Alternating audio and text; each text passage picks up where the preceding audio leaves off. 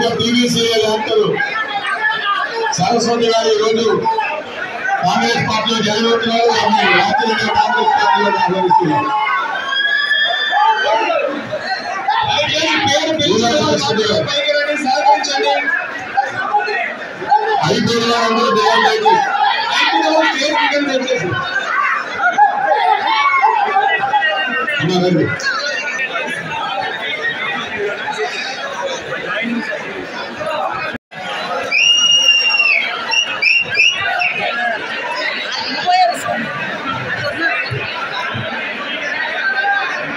Doctor గారు రండి రండి డాక్టర్ గారు. అదేవిధంగా పి సత్యరావు ఎస్ రావు వారందరినీ కూడా వచ్చి జాయిన్ అవ్వతుందిగా కోరుతున్నాం.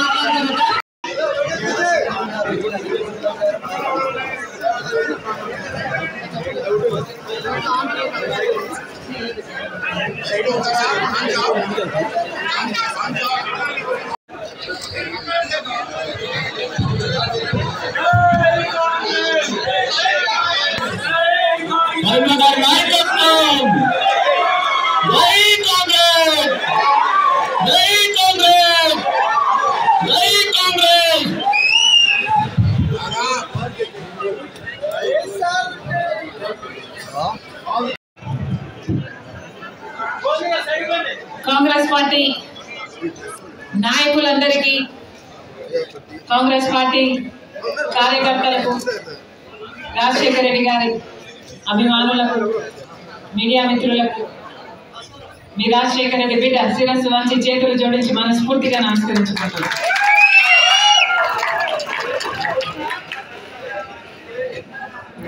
ఈరోజు ఆంధ్ర రాష్ట్రంలో కుమ్మక్కు రాజకీయాలు నడుస్తున్నాయి అనడానికి వేరే నిదర్శన అవసరం లేదు. ఉన్న పార్టీలు అటు పాలకపక్షమైన ప్రతిపక్షమైన బీజేపీతో కుమ్మక్కు అయ్యారు అనడం అబద్ధం అవుతుందా? గత 10 సంవత్సరాలుగా చూస్తున్నాం. మొదట అధికారంలో ఉన్న టీడీపీ ప్రభుత్వం ఏమో బీజేపీ పార్టీ 10 సంవత్సరాలు స్పెషల్ స్టేటస్ ఇస్తామంటే చంద్రబాబు గారు 15 సంవత్సరాలు స్పెషల్ స్టేటస్ కావాలన్నారు. అదే బీజేపీ పార్టీతో పొత్తు పెట్టుకున్నారు. టీడీపీ ఎంపీలను మంత్రులను చేసుకున్నారు. తీరా చూస్తే స్పెషల్ స్టేటస్ కోసం కొట్లాడారా చంద్రబాబు గారు అని చూస్తే ఒక్కసారి కూడా బీజేపీని నిలదీసింది లేదు. ఒక్కసారైనా నిజమైన ఉద్యమం చేసింది లేదు. ఆఖరికి ఎవరైనా స్పెషల్ స్టేటస్ కోసం పోరాటం చేస్తే వాళ్ళని జైల్లో పెట్టారు, వాళ్ళ మీద కేసులు పెట్టాడు చంద్రబాబు గారు. అలా చంద్రబాబు గారు 5 సంవత్సరాలు బీజేపీతో పొత్తు పెట్టుకుంటే ఇక కాంగ్రెస్ పార్టీ, ఇప్పుడు వైసీపీ పార్టీ, అధికారంలో ఉన్న వైసీపీ పార్టీ కంటికి కనిపించని పొత్తులు పెట్టుకుంది బీజేపీ పార్టీ. కనీసం ఆయనన్నా చంద్రబాబు గారైనా ప్రజల ముందుకు వచ్చి అందరికీ కనిపించేలా ట్రాన్స్పరెంట్ గా పొత్తు పెట్టుకుంటే వైసీపీ మాత్రం బీజేపీకి అసలు ఎవరికి కనిపించకుండానే తెర వెనకాలనే పొత్తులు పెట్టుకొని ఆంధ్ర రాష్ట్ర ప్రజలను మోసం చేసిందన్న మాట అవాస్తవం కాదు. ప్రతిపక్ష నాయకుడిగా జగనన్న గారు ఎన్నిసార్లు ప్రతిరోజు ప్రత్యేక హోదా గురించి మాట్లాడారు. ప్రతిపక్ష నాయకునిగా చంద్రబాబు గారు ముఖ్యమంత్రిగా ఉండగా, చంద్రబాబు గారు బీజేపీతో పొత్తు పెట్టుకున్నాక ప్రతిపక్ష నాయకుడిగా జగనన్న గారు ఎన్నో నిరాహార దీక్షలు చేశారు స్పెషల్ స్టేటస్ కోసం. ఆ రోజు జగనన్న గారు అన్న మాట, మూకుమ్మడిగా అందరు ఎంపీలు రాజీనామా చేద్దాం, అప్పుడు బీజేపీ పార్టీ ఎలా స్పెషల్ స్టేటస్ ఇవ్వదో చూద్దాం అన్నారు. ఆ తర్వాత ఎన్నికలు వస్తే స్పెషల్ స్టేటస్ నినాదంగా తీసుకొని జగనన్న గారు మొత్తం ఎంపీలను నాకు ఇవ్వండి, నా ఎంపీలను గెలిపించండి, నా ప్రభుత్వాన్ని తీసుకురండి, కేంద్రంలో స్పెషల్ స్టేటస్ ఎలా రాదో చూద్దాము, కేంద్ర మెడల్ వంచైనా సరే స్పెషల్ స్టేటస్ తీసుకొస్తామన్న మాట అవాస్తవమా? తీరా అధికారంలోకి వచ్చినాక ఒక్కటంటే ఒక్కటైనా నిజమైన ఉద్యమం చేశాడా జగనన్న గారు? ఒక్కసారైనా బీజేపీని నిలదీయడం కాదు కదా,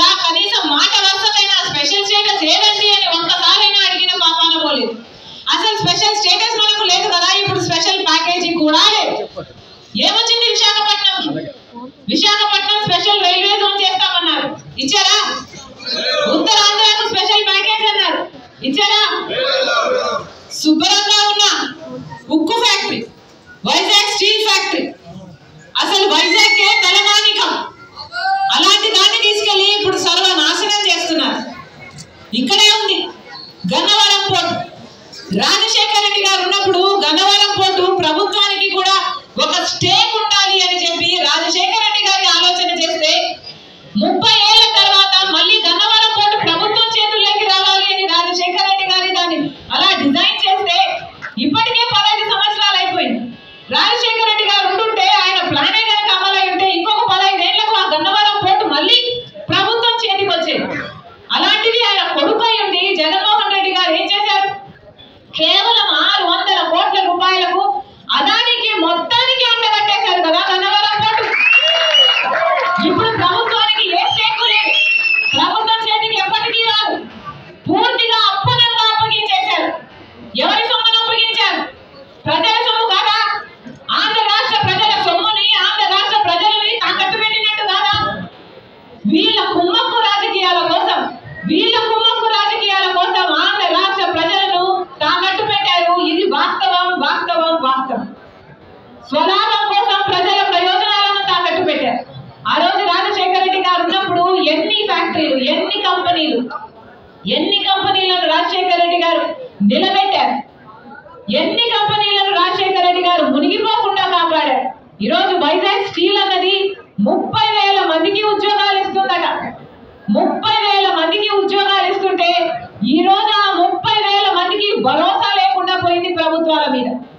30,000 మంది వాళ్ళ కుటుంబాలు, ఎంతమంది బిడ్డలు, వాళ్ళ భార్యలు, ఇంతమంది జీవితాలకు భరోసా ఇచ్చిన ప్రాజెక్టు ఎప్పుడు కాంగ్రెస్ పార్టీ అధికారంలో ఉండగా ఇందిరమ్మ గారు వచ్చి శంకుస్థాపన చేసి కట్టిన ప్రాజెక్టు, రాజశేఖర రెడ్డి గారు ముఖ్యమంత్రి ఉండగా 3 మిలియన్ టన్నులున్న ప్రాజెక్టుని రాజశేఖర రెడ్డి గారు 7.5 మిలియన్ టన్నుల ప్రాజెక్టుగా చేస్తే ఇప్పుడేమో ఇప్పుడున్న ప్రభుత్వాలు, రాష్ట్ర ప్రభుత్వాలు, కేంద్ర ప్రభుత్వాలు మొత్తం ప్రాజెక్టునే నిర్వీర్యం చేస్తున్నాయి. కనీస లాభాలు రాకుండా, కనీసం ఆ ఉన్న వాళ్ళకి కనీసం ఈ భూములు మిగులుతాయని కానీ, కంపెనీ మిగులుతుందని కానీ భరోసా ఈ రోజు లేదు అంటే కేంద్ర రాష్ట్ర ప్రభుత్వాల వైఫల్యాలు కాదా? ఆలోచన చేయండి. మళ్ళీ చెప్తున్నా, బీజేపీ ప్రభుత్వం అధికారంలో 10 సంవత్సరాలుగా ఉంది. మనకు స్పెషల్ స్టేటస్ ఇవ్వలేదు, పోలవరానికి కావాల్సిన 90% నిధులు ఇవ్వలేదు, మనకు రాజధాని ఇవ్వలేదు, సంవత్సరానికి 2 కోట్ల ఉద్యోగాలు బిడ్డలకు ఇస్తామన్నారు. 10 సంవత్సరాలలో 20 కోట్ల ఉద్యోగాలలో ఆంధ్ర రాష్ట్ర బిడ్డలకు కనీసం 1 కోటి ఉద్యోగాలు రాలేదు, 10 లక్షల ఉద్యోగాలు రాలేదు, 1 లక్ష ఉద్యోగాలు రాలేదు. రైతులకి రెట్టింపు చేస్తామన్నారు లాభాలు, అది కాలేదు. ఒక్క వాగ్దానం నిలబెట్టుకోకపోయినా అటు టీడీపీ ప్రభుత్వం అయినా, ఇటు వైసీపీ పార్టీలైనా మొత్తం బీజేపీకి అమ్ముడుపోయారు.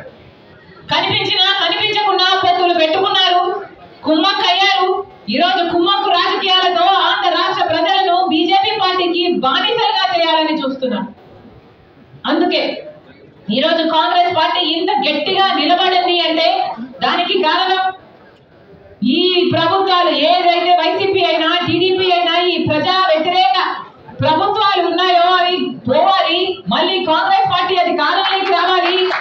రాజశేఖర రెడ్డి గారు ఏదైతే 2 సార్లు కాంగ్రెస్ పార్టీ నుంచి ముఖ్యమంత్రి అయ్యారు, అప్పుడు రాజశేఖర రెడ్డి గారు అన్ని పథకాలు చేయగలిగారు అంటే ఎలా చేయగలిగారు? ఎందుకంటే ఇక్కడ రాష్ట్రంలో రాజశేఖర రెడ్డి గారు కాంగ్రెస్ ప్రభుత్వం ఉంది, కేంద్రంలో రాజశేఖర రెడ్డి గారికి అనుకూలంగా ఉండే కాంగ్రెస్ ప్రభుత్వం ఉంది. కనుకనే రుణమాఫీ లాంటి కార్యక్రమాలు కూడా ఎంతమంది లక్షల మంది రైతులకు 2 లక్షల 4 లక్షల మీకు అప్పు ఎంతుంటే అంతాన్ని రుణమాఫీ చేసిన ఘనత రాజశేఖర రెడ్డి గారి అంటే అది సాధ్యమైంది కాంగ్రెస్ పార్టీ అధికారంలో ఉంది కాబట్టి. ఉపాధి హామీ పథకం రాజశేఖర రెడ్డి గారు అంత అద్భుతంగా చేయగలిగారు అంటే దానికి కారణం కేంద్రంలో కూడా అప్పుడు కాంగ్రెస్ పార్టీ ఉండింది కాబట్టి. అందుకే చెప్తున్నా, ఈ మతతత్వ బీజేపీ పార్టీకి రాజశేఖర రెడ్డి గారు పూర్తిగా వ్యతిరేకం. అందుకే మనందరం కూడా బీజేపీ పార్టీని తుంగలో తొక్కాలి. ఇక్కడ ఉన్న వైసీపీ పార్టీ అయినా, తెలుగుదేశం పార్టీ అయినా ఆ బీజేపీ పార్టీకి తొత్తులుగా మారాయి కాబట్టి వాళ్ళను కూడా ఇంటికి పంపాలి. కాంగ్రెస్ పార్టీ అధికారంలోకి వచ్చిన రోజున రాహుల్ గాంధీ గారు మొట్టమొదటి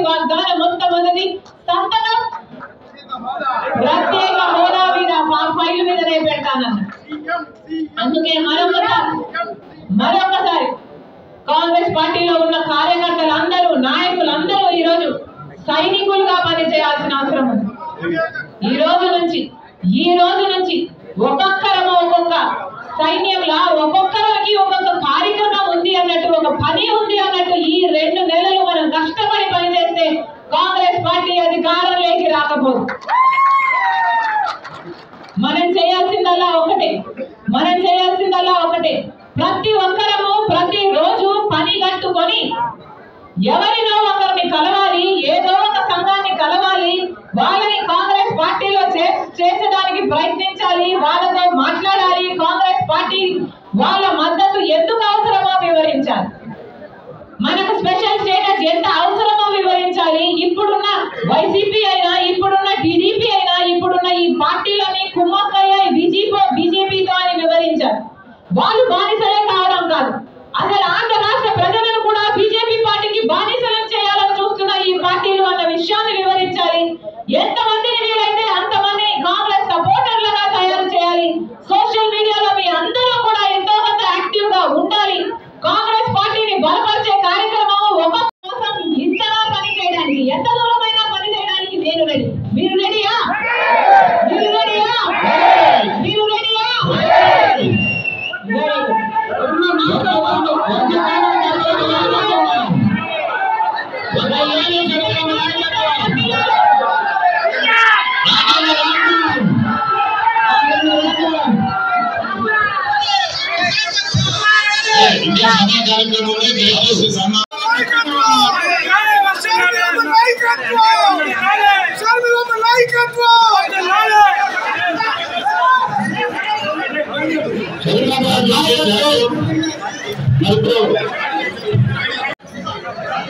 ముఖ్యుల పాప ఆంధ్ర రాష్ట్ర ప్రయోజనాలను కాపాడే కంటి పాప ప్రదేశ్ కాంగ్రెస్ పెద్దలు సీడబ్ల్యూసీ సభ్యులు రఘువీరారెడ్డి గారికి,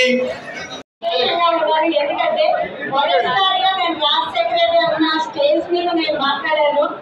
నాకు స్వయంగా ఎప్పుడొచ్చినా నేను ముద్దు శిష్యురాన్ని, అభినమ్మ అనేవారు కాదు, మయాతి రా అనేవారు.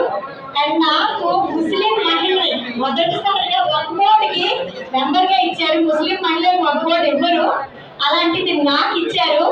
ఎప్పుడు వచ్చినా సరే ఫస్ట్ నేను క్లాస్ సెక్రటరీ గారితో, అంటే నా ఫాదర్ ఈక్వల్స్, ఆయనతో నేను ఎక్కడ వెళ్తే అక్కడే వెళ్ళేదాన్ని. ఈరోజు నేను చాలా సంతోషపడుతున్నాను. క్లాస్ సెక్రటరీ గారు ఉంటే నేను నిజంగా ఎక్కడుందో నాకే తెలియదు. నేను మినిస్టర్ కూడా అవుతున్నాను. ఇలా నాకు మళ్ళీ నాకు దేవుడు అవకాశం ఇచ్చాడు. వాళ్ళ ముందు నాకు ఈరోజు మళ్ళీ స్పీచ్ లో మాట్లాడడానికి ఒక అవకాశం ఇచ్చినందుకు నేను మా అల్లకి కూడా శుక్రియా తెలియజేసుకుంటున్నాను. ముఖ్యంగా జోడిసిల్లు ఉంటే అది అలాగే మన రుద్రరాజానికి, అలాగే రఘువీరారెడ్డి గారికి, రాకేష్ రెడ్డి గారికి, ప్రపంచానికి, ముఖ్యంగా మన కాంతి అక్కకి. అక్క నేను ఒక్కటే, మహిళలకి మాకు ప్రాముఖ్యం ఎక్కువ ఇచ్చారు రాజశేఖర రెడ్డి మా ఫాదర్. మీరు కూడా మాకందరికీ కూడా ఇస్తారు, అలాగే ప్రాముఖ్యం ఇవ్వాలి. మేము చాలా ఎనర్జీ నుంచి నేను ఉన్నాను. చిన్నపిల్లలు నాకు ఎప్పుడు ఆశీర్వదించి ఎప్పుడు ఫోటోలో నేను అంతా నేను వెళ్ళేదాన్ని.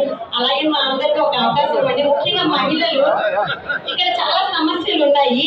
అంటే మహిళలకి ఏంటంటే ఏమైనా చేయాలి అది అంటే ప్రభుత్వ వాటిలో వెళ్ళాలంటే చాలా కష్టం కూడా అవుతూ ఉంటుంది. ఈ వాలంటీర్ వ్యవస్థ కూడా చాలా మహిళలకి చాలా సతాయిస్తున్నారు కూడా, పైన అధికారులు అది కూడా చాలా ప్రాబ్లమ్స్ ఉన్నాయి, చెప్పలేనివి అవి. అలాగే ఇంకోటి ఏంటంటే ముఖ్యంగా విశాఖపట్నంలో కాలుష్యం చాలా ఎక్కువ, వంటల్లో చాలా మంది దానివల్ల చనిపోతున్నారు, మెడికల్ ఎయిడ్స్ కూడా దొరకడం లేదు. దాని గురించి కొద్దిగా దృష్టి సారించాలని, అలాగే విశాఖపట్నానికి తప్పకుండా మా రైల్వే జోన్ విశాఖ డివిజన్గా ఇవ్వాలని, మా స్టీల్ ప్లాంట్ మీరు ఉండగా తప్పకుండా వచ్చేస్తుంది. మీ అందరి సహకారంతో కాంగ్రెస్కి నేను ఎందుకంటే ముందు నుంచి నేను చాలా మేము కష్టపడుతున్నాం అందరూ మహిళలని. అలాగే ఈసారి మీతో పాటు మేము అందరం ఉండి తప్పకుండా ఇక్కడ ఎంపీని అలాగే ఇక్కడ ఉన్న మొత్తం ఎమ్మెల్యేని మేము గెలిపిస్తామని మేము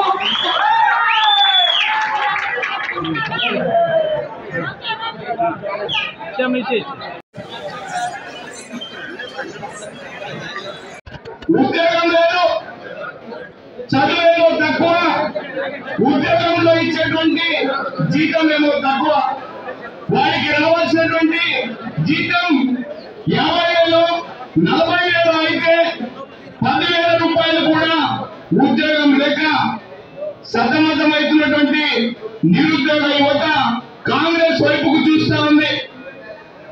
చదువుకున్నటువంటి వారికి ఉద్యోగం లేక ఆటో డ్రైవర్లుగా స్విగ్గీలో పనిచేస్తా, జొమాటోలో పనిచేస్తూ హైదరాబాద్ నగరంలో ర్యాపిడోలు తోడుకుంటున్నటువంటి పరిస్థితి. తల్లిదండ్రులకి అన్నం పెట్టడం కోసం తాతాలు ఆడుతూ ఉన్నారు. 22 ఏళ్ళు, 23 ఏళ్ళు, 25 సంవత్సరాలు తల్లిదండ్రులు పెంచి పోషించి కాలేజీ ఫీజులు కట్టి అన్ని రకాల సౌకర్యాలు సమకూరిస్తే కన్న తల్లికి అన్నం పెట్టలేకపోతున్నాను, కన్న తండ్రికి కనీసం 4 రూపాయల జీతం తెచ్చి ఇవ్వలేకపోతున్నాను అని చెప్పేసి గడిచిన 5 సంవత్సరాలుగా 10 సంవత్సరాలుగా విద్యార్థులందరూ కూడా తల్లిదండ్రుల వైపుకు జాలిగా చూస్తా ఉన్నారు.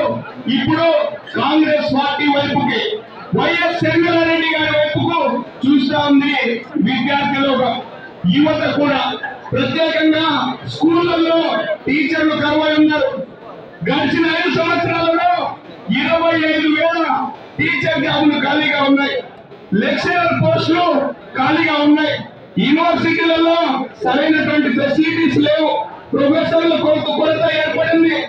ఏ డిపార్ట్మెంట్ కి వెళ్ళినా చదువేమో తక్కువగా ఉంది, ఫీజులేమో ఎక్కువగా ఉన్నాయి. ఇన్ని బాధలతో సతమతమవుతున్నటువంటి విద్యార్థులు వీరందరూ కూడా గడిచిన నెల రోజుల నుంచి కాంగ్రెస్ పార్టీ వైపుకి, వైఎస్ షర్మిలారెడ్డి గారి వైపుకు చూస్తా ఉంది. ఈ రాష్ట్రంలోని విద్యార్థులు ప్రత్యేకంగా 2004 నుంచి కాంగ్రెస్ ప్రభుత్వంలో 2014లో వైఎస్ రాజశేఖర రెడ్డి గారు ప్రవేశపెట్టినటువంటి ఫీజు రియంబర్స్మెంట్ పథకం కానీ, స్కాలర్షిప్ పథకాలు కానీ చదువుకున్నటువంటి విద్యార్థులే వాళ్ళ తల్లిదండ్రులకు అరకుర అన్నం పెడతా ఉన్నారు. గడిచిన 10 సంవత్సరాలు ఏవైతే ఉన్నాయో 2014 నుంచి ఈనాటి వైపుకు కూడా ఏ ఉద్యోగాలు రాక ఇబ్బందులు పడుతూ ఉన్నారు. ఈ రాష్ట్రంలోని అన్ని రకాలుగా కర్నూలు నుంచి మొదలుకొని శ్రీకాకుళం దాకా యూనివర్సిటీలన్నీ ఉన్నాయని చెప్తా ఉన్నారు. స్పెషల్ కేటగిరీ స్టేటస్ లో పెట్టినటువంటి ఐఐఎం గానీ, ఐఐటి గానీ, ఏదైతే ట్రైబల్ యూనివర్సిటీస్ కానీ ఈ యూనివర్సిటీలన్నీ కూడా అక్కడక్కడ అరకొరగా లాంచ్ చేసి ప్రైవేటు బిల్డింగ్లలో క్లాసులను నడుపుతా ఉన్నారు. అక్కడక్కడ గవర్నమెంట్ స్కూళ్లలో ఒక క్లాస్ రూమ్ తీసుకొని మేము ఐఐటి పెట్టాము, ఐఐఎం పెట్టాము అని చెప్పేసి యావత్ ఆంధ్రప్రదేశ్ లో ఉన్నటువంటి విద్యార్థులందరినీ మోసం చేస్తా ఉన్నారు. అమ్మఒడి పేరుతో తల్లిదండ్రులకి కొంత ఇచ్చి తల్లిదండ్రులను మోసం చేసేటువంటి ప్రయత్నం చేస్తా ఉన్నారు. గతంలో మనము ఇద్దరు పిల్లలుంటే ఇద్దరికి, ముగ్గురుంటే ముగ్గురికి స్కాలర్షిప్ కానీ, ఫీ రియంబర్స్మెంట్ కానీ ఇచ్చేవాళ్ళం. ఇప్పుడేమో ఒక కొడుకు ఇస్తే వాళ్ళ కూతురికి లేదు, కూతురికి ఇస్తేనేమో కొడుకు లేదు. అంటే ఒకరే చదువుకోవాలి, ఇంకొకరేమో బాకీ పని చేయాలి అని చెప్పేసి ఈ రాష్ట్ర ప్రభుత్వం భావిస్తుందని చెప్పేసి దానికి వ్యతిరేకంగా పోరాడడం కోసం సిద్ధమైనటువంటి వైఎస్ షర్మిలారెడ్డి గారి వైపుకు ఈ రాష్ట్రంలో ఉన్నటువంటి పేద విద్యార్థులు, అధికారుల వర్గాల వాళ్ళు, చదువుకోవడం కోసం తాహతాలు ఆడేటువంటి వాళ్ళందరూ కూడా మీ వైపుకు చూస్తా ఉన్నారు, కాంగ్రెస్ పార్టీ వైపుకు చూస్తా ఉన్నారు. మీరు కష్టపడేటువంటి ప్రతి అడుగులో కూడా మీరు ఎక్కడ నడిస్తే అక్కడ నడవడం కోసం విద్యార్థులు కానీ, యువకులు కానీ, కార్మికులు కానీ, ఆడపడుచులు కానీ, ఆడవాళ్ళు కానీ, అమ్మ వస్తే మీరు ముందరికి వస్తే మీతో పాటు మేము నడిచి ఇప్పుడు పరిపాలిస్తున్నటువంటి జగన్మోహన్ రెడ్డి గారి ప్రభుత్వానికి వ్యతిరేకంగా పోరాడడం కోసం భారతీయ జనతా పార్టీ ఏవైతే 2 కోట్ల ఉద్యోగాలు ఇస్తానని చెప్పి మోసం చేసి ఈనాటి వరకు ఆంధ్రప్రదేశ్ లో ఒక్క జాబ్ అంటే ఒక్క జాబ్ ఇవ్వలేదు. వీటి కోసం పోరాటం చేయడం కోసం ఈ రాష్ట్రంలోని విద్యార్థులందరూ కూడా మాతో కలుస్తూ ఉన్నారు. విద్యార్థి విభాగమైనటువంటి ఎన్ఎస్ఏతో కలవడం కోసం ముందుకు రావడం జరుగుతోంది. నిన్నటికి మొన్న 3 రోజుల క్రితం ఒక డిఎస్సీ విద్యార్థి కర్నూలులో పత్తికొండలో ఆత్మహత్య చేసుకోవడం జరిగింది. మొన్నటికి మొన్న ఒంగోలులో ఒక దళిత విద్యార్థి నేను అన్నం పెట్టలేకపోతున్నానమ్మా అని చెప్పి ఆత్మహత్య చేసుకోవడం జరిగింది. ఇంత దారుణమైనటువంటి రాష్ట్రంలో కాంగ్రెస్ పార్టీ వైపుకి చూడడం కోసం సిద్ధమైంది. మీ నాయకత్వంలో విద్యార్థులకి కానీ, యువకులకు కానీ, కార్మికులకు కానీ అన్ని రకాల ప్రజల వాళ్ళు కడుపు నిండా అన్నం తినాలంటే, కడుపు నిండా అన్నం తిని పడుకోవాలంటే అది కాంగ్రెస్ పార్టీతోనే సాధ్యం చెప్పేసి కోరుకుంటా ఉన్నారు. మీ నాయకత్వంలో మంచి జరుగుతుంది. ఏ రాష్ట్ర ఏ విద్యార్థి అయినా, దళిత అయినా, క్రిస్టియన్ అయినా, మైనార్టీ అయినా హాస్టల్లో చదువుకునేటప్పుడు యూనిటీ ఉండేది. ఈ భారతీయ జనతా పార్టీ ఏదైతే వచ్చిందో RSS పేరుతో అరే దళితురా నువ్వు బయట ఉండాలి, అరే నువ్వు బిస్సీరా నువ్వు కడప బయట ఉండాలి అని చెప్పి వర్గాలుగా విద్యార్థులను సైతం కనీసం 6th క్లాస్ 10th క్లాస్ చదువుకుంటున్నటువంటి విద్యార్థులను కూడా కులం పేరుతో హిందూ అయితే ఎక్కడ, మైనార్టీ అయితే ఎక్కడ, ఎస్సీ అయితే ఇక్కడ, క్రిస్టియన్ అయితే ఎక్కడ అని చెప్పి విడదీసి పరిపాలిస్తున్నటువంటి భారతీయ జనతా పార్టీకి వ్యతిరేకంగా పోరాడేటువంటి శక్తి ఏ పార్టీకైనా ఉంది అంటే అది కాంగ్రెస్ పార్టీకి మాత్రమే ఉంది అని విశ్వసించేటువంటి రోజులు ఆసన్నమై ఉన్నాయి. మీ నాయకత్వంలో ఆంధ్రప్రదేశ్ లోని ప్రజలందరూ కూడా కాంగ్రెస్ పార్టీని రూలింగ్ లోకి రావాలి, కాంగ్రెస్ పార్టీతోనే మంచి జరుగుతుందని విశ్వసిస్తా ఉన్నారు.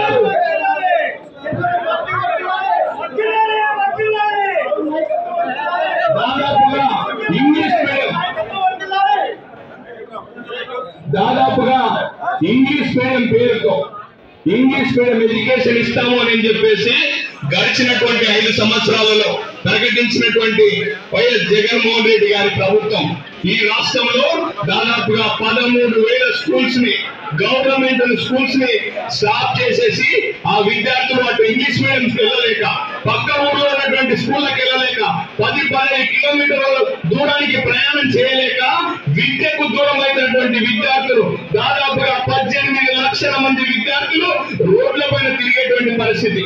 ఇంత దారుణమైనటువంటి ప్రభుత్వానికి వ్యతిరేకంగా మీరు పోరాడాలి అని చెప్పి ఈ ఆంధ్రప్రదేశ్ లోని విద్యార్థులందరూ కూడా కోరుకుంటున్నారు.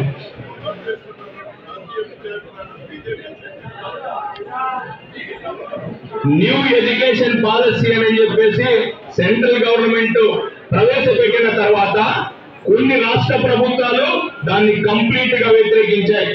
మా రాష్ట్రంలో న్యూ ఎడ్యుకేషన్ పాలసీ వద్దంటే వద్దు, మేము లాంచ్ చేయము అని చెప్పినప్పటికీ మన రాష్ట్రంలో ఉన్నటువంటి జగన్మోహన్ రెడ్డి గారి ప్రభుత్వం అందరికంటే ముందర వివిధ రాష్ట్రాల్లో బీజేపీ ప్రభుత్వాలు ఉన్నప్పటికీ వాళ్ళు కూడా వ్యతిరేకించినప్పటికీ నేను మీ కళ్ళ దగ్గర మోకరిల్లడానికి సిద్ధంగా ఉన్నామని చెప్పి న్యూ ఎడ్యుకేషన్ పాలసీకి తల వంచి న్యూ ఎడ్యుకేషన్ పాలసీని ఇంప్లిమెంట్ చేశాడు జగన్మోహన్ రెడ్డి గారు. దీనికి కూడా మనం వ్యతిరేకంగా పోరాడాలి అని చెప్పేసి మా నాయకురాలు ఆంధ్రప్రదేశ్ యొక్క ఆశాజ్యోతి డాక్టర్ వైఎస్ రాజశేఖర రెడ్డి గారి తనయ వైఎస్ శర్మిలారెడ్డి గారిని ఈ యావత్ ఆంధ్రప్రదేశ్ రాష్ట్రం కోరుకుంటుంది అని చెప్పి తెలియజేసుకుంటూ శిరస్సు నుంచి ధన్యవాదాలు తెలియజేస్తాం. ధన్యవాదాలు. అమ్మకాన్ని పెట్టడం జరుగుతుంది. ఆ రోజు శ్రీమతి ఇందిరాగాంధీ గారు ప్రతి నిర్వాసితుడికి కూడా జాబ్ ఇస్తామని చెప్పి చెప్పడం జరిగింది. మరి ఈ రోజు చూసుకుంటే ఆ రోజు నుంచి ఈ రోజు వరకు మినిమం 50% కూడా ఫుల్ఫిల్ చేయలేని పరిస్థితి. మనం ఏదైతే రాజశేఖర రెడ్డి గారు 2004లో వచ్చారో అప్పటి నుంచి స్టార్ట్ అయింది. స్టీల్ ప్లాంట్ లో ఎవరికైతే ఆర్ కార్డు ఇచ్చారో ఆర్ కార్డు దాన్ని కాకుండా వాళ్ళ కొడుకులకి 3rd జనరేషన్ కి మార్పించి స్టీల్ ప్లాంట్ లో ఎలాగైనా ఉద్యోగ బాధ్యత ఇప్పించాలని చెప్పేసి రాజశేఖర రెడ్డి గారు ఆ రోజు ప్రయత్నం చేశారు.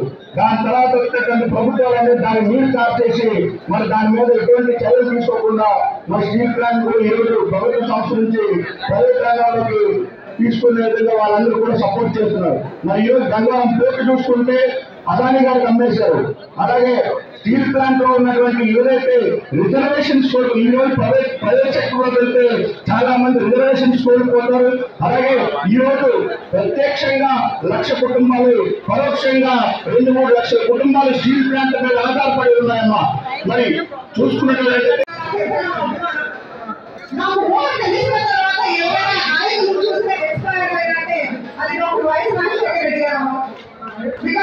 నేను గాంధీ గారి కోసం పుస్తకంలోనే చదివాను. మరి ఒక రియల్ గాంధీ పేదల కోసం పనిచేసే నాయకుడిని నిజంగా చూసింది నేను రియాలిటీగా చూసింది డాక్టర్ వైఎస్ రాజశేఖర రెడ్డి గారు. నేను ఆయన పబ్లిక్ పాలసీ ఎక్కువ చేస్తావా ఈ రోజు నాకు కార్పొరేట్ ఆఫర్స్, నూతన ఆఫర్స్ అన్ని నేను వదులుకొని సమాజానికి ఏదైనా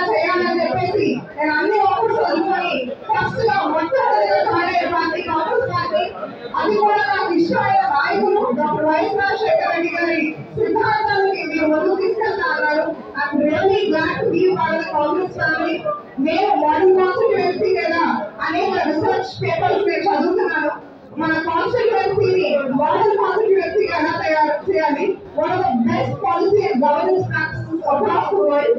నేనమ్మా మన కేటీఎస్ ఉంది, మన ఉత్తరాంధ్ర సర్టిఫై లక్షలాది ప్రజలకు అది హ్యూజ్ అలాంటి కేటీఎస్ మీద నేను ఏదైనా చేయాలని చెప్పేసి రిప్రజెంటేషన్ ఇచ్చిన లెటర్ రాసిన మన పార్లమెంటరీ డెమోక్రసీలో అది చాలా లాంగ్ ప్రాసెస్. కాబట్టి నా వల్ల ఏదైనా చేయాలని చెప్పేసి నేను మన సురేష్ ప్రభు గారిని అలాగే రామ్మోహన్ నాయుడు గారి ఇర్రెస్పాన్సిబుల్ పొలిటికల్ క్లాసెస్ మన జై లక్ష్మారాయణ గారు జేపీ గారి ఆధ్వర్యంలో నేను ఒక 5 million rupees ఇండివిజువల్ గా along with all these people 5 million rupees KPST ఇచ్చి అక్కడ అభివృద్ధి జరిపించి I got a lot of pressure అమ్మా. what are the corruption practices in the government? అసలు KPS లో అనేక మందులు కూడా దొరకట్లేదు, lack of availability of drugs. ఇవన్నీ కూడా మన కలెక్టర్ గారి దగ్గర తీసుకెళ్ళి అనేక సమస్యలు ఈ రోజు ఎస్పెషల్లీ హనుమంతరావు ఇష్యూ అమ్మా, అక్కడ రీటైనింగ్ వాళ్ళు పట్టలేదు. నేను నాకు తెలిసి స్పందన అని చెప్పి మన ప్రభుత్వం ఇంట్రడ్యూస్ చేస్తుంది, బట్ స్పందనకు అసలు స్పందనే లేదు. బికాస్ నేను ఆ స్పందనలో మొత్తం 2022-23 లో చూసుకుంటే there are 5,000 issues and out of it only 500 were resolved through an RTI. And also in the GBMC 2,316 vacancies ఉన్నాయమ్మా. BMRT లో 210 vacancies ఉన్నాయి. ఈ రోజు విశాఖపట్నం ఏదైనా ఎగ్జిక్యూటివ్ క్యాంపులు చేయాలనుకుంటున్నారో మన విశాఖపట్నం టాప్స్ PMI రిపోర్ట్ లో it tops the list of unemployed people. 91,000 unemployed youth in Visakhapatnam and 210 and 2,300 retaining wall. అలాగే డ్రగ్స్ ఇష్యూ అమ్మా, యూత్ ఎస్పెషల్లీ నాకు తెలిసిన తోటగారు ఈస్ట్ కాన్స్టిట్యుయెన్సీలో వచ్చే తోటగారు హై స్కూల్ పిల్లలు డ్రగ్స్ కి అబ్యూస్ అవుతున్నారు. అక్కడ డ్రగ్స్ సప్లై కూడా ఉంది. there is a huge and also illegal mafia and the people who run that, and also our youngsters are being abused by substance abuse. అలాగే illegal activities, women ki problem, అలాగే fishermen community లో last time when I went I spoke with the fishermen women in Arigan. Why don't these vessels have a fishing insurance? నేను అప్పుడు అడిగాను, ఒక్క vessel కి there is no fishing insurance, ఒక్క ship కి fishing insurance లేదు. ఈ రోజు అదే fishing insurance ఉంటే ఇవాళ మన after the fire accident a lot of people would have been saved. And under PM Matsukar Sankari Yojana 6,000 crores have been released for the state of Andhra Pradesh, and one of the policy includes the policy for fishing vessels that there must be a government insurance for the fishing vessels, but a later by road. So there are numerous issues.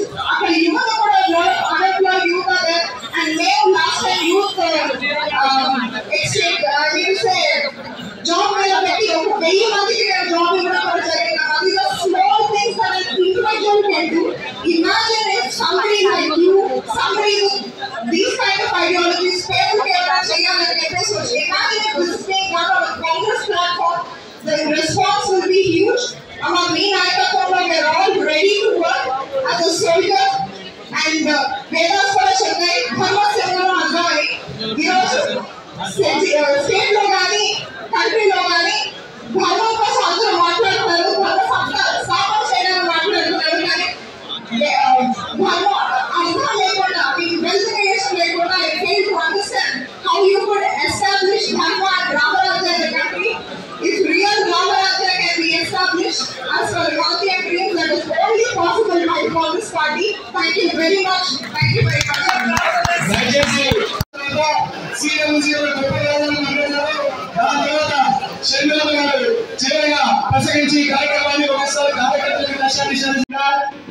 ఈ మధ్య గుజరాత్ లో జరిగిన election లో చాలా close గా నేను study చేశాను. ఆ గుజరాత్ లో ఆమ్ ఆద్మీ పార్టీకి ఎందుకు అంతమంది ఎక్కువ శాతం ఓటు వేశారంటే అక్కడ ఒక పార్టీ లేదు, ఆమ్ ఆద్మీకి ఒక స్ట్రక్చర్ లేదు. ఆ గుజరాత్ లో ఆమ్ ఆద్మీకి సంబంధించిన లీడర్ లేడు.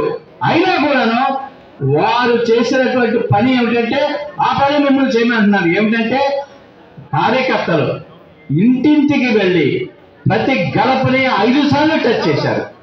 మనం కూడాను చేయవలసిన పని అదే. మీరు కూడా చేయవలసిన పని అదే. మీ గ్రామాల్లో ప్రతి ఇంటికి వెళ్ళి మాట్లాడాలి, గడప దగ్గరికి వెళ్ళి మాట్లాడాలి. అన్ఫార్చునేట్లీ చాలాసార్లు మేము అనుకుంటుంటాము, కాంగ్రెస్ పార్టీ అనేక సంవత్సరాలుగా అధికారంలో, అనేక దశాబ్దాలుగా అధికారంలో ఉన్నది కాబట్టి ప్రజల దగ్గరికి వెళ్ళి మాట్లాడే ఈ యొక్క సంస్కారం తగ్గింది. అది పూర్తిగా మనం పక్కన దాన్ని అధిగమించి మనం గడపకి వెళ్ళి ప్రచారం చేయాలి. కాంగ్రెస్ పార్టీని అధికారంలోకి తీసుకొని రావాలి.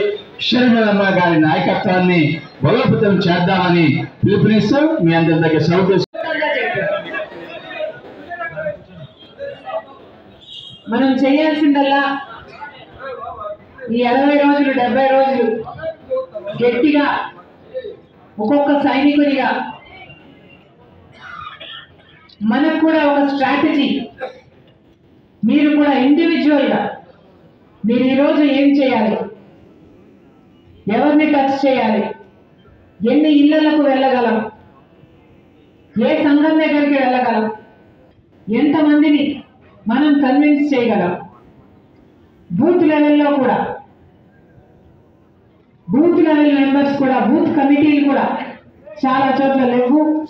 అవి కూడా మనం నింపుకోవాల్సిన అవసరం ఉంది. అన్ని కమ్యూనిటీస్ నుంచి, మహిళలైతేనేమి, రైతులైతేనేమి, యువతులైతేనేమి, ఎస్సీలైతేనేమి, ఇలాంటి ప్రతి వాళ్ళకు ఒక పోస్ట్ ఉంటుంది. అవి భర్తీ చేసుకుంటే వాళ్ళని మళ్ళీ ఒక 10 మందిని తెమ్మనొచ్చు. ఇలా మనం మల్టిప్లై చేసుకుంటూ పోకపోతే మనకు ఎలక్షన్లో ఇబ్బంది అవుతుంది. కనుకనే చెప్తున్నాం, ఈ రోజు నుంచి ప్రతి ఒక్కరూ గట్టిగా పనిచేయాల్సిన అవసరం ఉంది. ఎంతమందిని వీలైతే అంతమందిని టచ్ చేయాలి. ఎన్ని వీళ్ళు, ఎన్ని ఇళ్ళు, ఎన్ని గడపలు, ఎన్ని తలుపులు తట్టగలిగితే అంతమందిని తట్టాలి. వివరించాల్సిందల్లా ఒకటే, మనం అభివృద్ధి చెందాలి అంటే అది కాంగ్రెస్కే సాధ్యమవుతుంది. రాజశేఖర రెడ్డి గారు ఇంత చేయగలిగారు అంటే రుణమాఫీతో సహా కేంద్రంలో కాంగ్రెస్ పార్టీ లేకపోతే చేయకపోయేవాళ్ళు, చేయడానికి చేతనయ్యేది కాదు. ఒక జలయజ్ఞమైనా, ఇంకొకటైనా, ఉపాధి హామీ అయినా ఇంత అద్భుతంగా చేయగలిగారంటే అఫ్కోర్స్ రాజశేఖర రెడ్డి గారికి మంచి మనసు ఉంది, మంచి నాయకుడు, మంచి మనిషి, కనుకనే అంత మంచి నాయకుడు అయ్యగలిగారు. కానీ అంత మంచి మనిషి అయి ఉండి కూడా చేతులు కట్టేస్తే ఏ నాయకుడు ఏమీ చేయలేదు. రాజశేఖర రెడ్డి గారు ఇంత చేయగలిగారు అంటే రాష్ట్రంలో, కేంద్రంలో కాంగ్రెస్ ప్రభుత్వం ఉంది కాబట్టి మన ప్రజల కోసం అంత చేయగలిగారు. అలాంటి ప్రభుత్వాలు మనం ఇక్కడ అక్కడ ఏర్పాటు చేసుకుంటే మన ప్రజలు మళ్ళీ బాగుపడతారు. అలా కాకుండా బీజేపీకి అమ్ముడుపోయే పార్టీలు, వైసీపీ అయినా టీడీపీ అయినా అమ్ముడుపోయే పార్టీలకు ఓటు వృధా చేస్తే చరిత్ర మనల్ని క్షమించదు, భవిష్యత్తు మనల్ని క్షమించదు. మన బిడ్డల భవిష్యత్తు మన చేతుల్లో ఉంది అని మీరు వాళ్ళకు వివరించండి. అందరూ గమనిస్తున్నారు, 10 సంవత్సరాలుగా మన రాష్ట్రంలో అభివృద్ధి లేదు అన్న విషయం గమనిస్తున్నారు. రోడ్లు లేవని కూడా డబ్బులు లేవు అని గమనిస్తున్నారు. కనీసం ఒక మెట్రో తెచ్చుకోవడానికి కూడా మనకు వీలు పడలేదు. రాజధాని ఇది అని మనం గర్వంగా చెప్పుకోవడానికి ఇంతవరకు లేదు. కొన్ని వ్యవసాయమైనా బాగుందా, ప్రాజెక్టులైనా కట్టారా అంటే అది కూడా చేయలేదు. రైతులంతా అప్పులు పాలైపోయారు. 10 పరిశ్రమలు, 10 పెద్ద కొత్త పరిశ్రమలు వచ్చినా కూడా మన బిడ్డలకు ఉద్యోగాలు వచ్చాయి. కానీ ఈరోజు దాదాపు 20 లక్షల మంది విద్యార్థులు చదువుకొని ఉన్నారు కానీ ఉద్యోగాలు లేవు. కొన్ని గవర్నమెంట్ లో ఉద్యోగాలు ఉన్నాయంటే ప్రతి సంవత్సరం జనవరి 1న జాబ్ క్యాలెండర్ విడుదల చేస్తామని చెప్పిన జగనన్న గారు అసలు నోటిఫికేషన్ మూసేలే. ఒక్క గ్రూప్ 1 ఉద్యోగం కాదు కదా, చిన్న ఉద్యోగాలు కూడా నింపింది లేదు. 30,000 టీచర్ ఉద్యోగాలు ఖాళీగా ఉన్నాయి. ఏమంటే వాలంటీర్లకు ఇచ్చామంటున్నారు. ఆ వాలంటీర్లకు ఇచ్చిన వాళ్ళకు కూడా సగం మందికి ఇంకా పర్మనెంట్ కూడా కాలేదు. మరి ఏం ఉద్ధరించినట్టు, ఎంతమంది బిడ్డలకు ఉద్యోగాలు ఇచ్చినట్టు? రాజశేఖర రెడ్డి గారి టైంలో మీరే అడగండి ప్రజలు, వ్యవసాయం ఎలా ఉండే, రైతులు ఎలా ఉండే, రైతు రాజు, వ్యవసాయం ఒక పంటల. ఆ రోజు పంట వచ్చిందంటే ఏ కాలమైనా కూడా సంక్రాంతి. అంత అద్భుతంగా చూసుకున్నాడు రైతుల్ని రాజశేఖర రెడ్డి గారు. మరి ఇప్పుడు ఉందా ఆ పరిస్థితి? మీరు చేయాల్సిందల్లా, ఇదంతా ప్రజలకు తెలుసు, మీరు చేయాల్సిందల్లా తట్టి గుర్తు చేయడం అంతే. మన బిడ్డల పరిస్థితి ఏమిటి?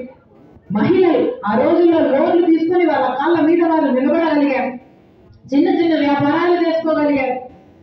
అక్క చెల్లెళ్ళు అని పేరు చెప్పుకుంటే సరిపోదు, నిజంగానే అక్క చెల్లెల్లాగా చూసుకుని వాళ్ళ జీవితాలు నిలబెట్టేవాడే నిజమైన అన్న. ఇదంతా మీరు వివరించండి. కేవలం అధికారంలో ఉన్నంత మాత్రాన మంచి నాయకులు అయిపోరు. అధికారాన్ని ప్రజల కోసం వాడితేనే జీవితం సార్థకం అవుతుంది. రాజశేఖర రెడ్డి గారికి జగనన్న గారికి చాలా తేడా ఉంది నాయకత్వ లక్షణాలను. మీరు వివరించండి, కాంగ్రెస్ పార్టీని ఆదరించాలి అని కోరండి. నాకు పూర్తి నమ్మకం ఉంది, ప్రజలందరికీ ఈ విషయాలు తెలుసు. 5 సంవత్సరాలు ఇప్పుడు చూశారు, అంతకుముందు 5 సంవత్సరాలు కూడా చూశారు ప్రజలు. మీరు వివరిస్తే చాలు, మీరు మాట్లాడితే చాలు, కాంగ్రెస్ పార్టీ బలపడుతుంది. ఇదొక్కటే గుర్తు పెట్టుకోండి. అందరూ ఒక్కొక్క సైన్యమై పనిచేయండి. జోహార్ వైఎస్ఆర్.